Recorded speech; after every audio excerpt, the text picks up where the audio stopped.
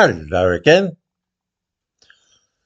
Because she will not be standing as a member of the Labour Party in the forthcoming election, Diane Abbot knows that her best hope is to stand on behalf of black people. She is instantly recognisable and well known as the first black woman MP, and so if enough black people vote for her, she might be okay. Set against that is of course the fact that Labour always get in Hackney North. It has been said that Labour could put a donkey up in that constituency and it would be likely to be voted in. This being so, Abbott's going to need all the black votes she can get. Remember that Labour got 70% of the votes in the last election, in 2019. So it is that Diane Abbot is having to pull out all the stops when it comes to emphasising how black she is and how only she is on the side of black people in Hackney and Stoke Newington.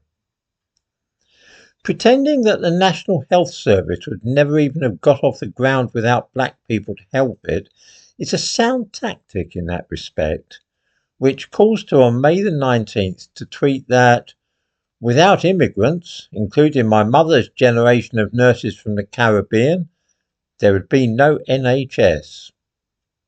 I give a link to this tweet in the description to this video.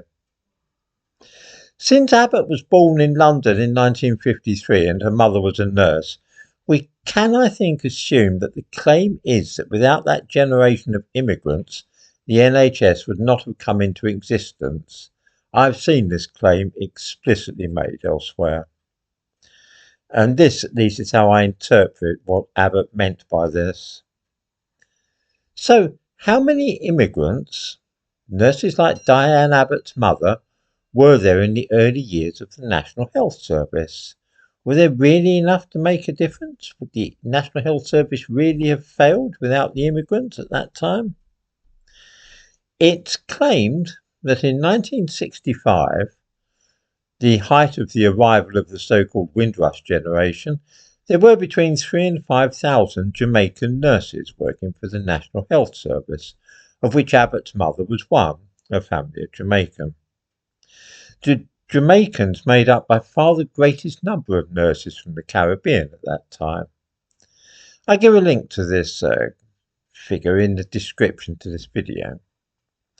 Well, let's go midway between 3,000 and 5,000 and assume that there were 4,000 nurses at that time from the Caribbean working for the NHS. I calculate from the information given in Hansard, the record of parliamentary debates, that there were in 1965 about 280,000 nursing staff working for the NHS in Britain.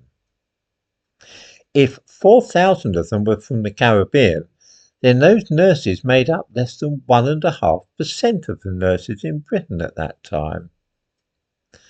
I give a link in the description to this video to the debate in Hansard, from which I've calculated these figures.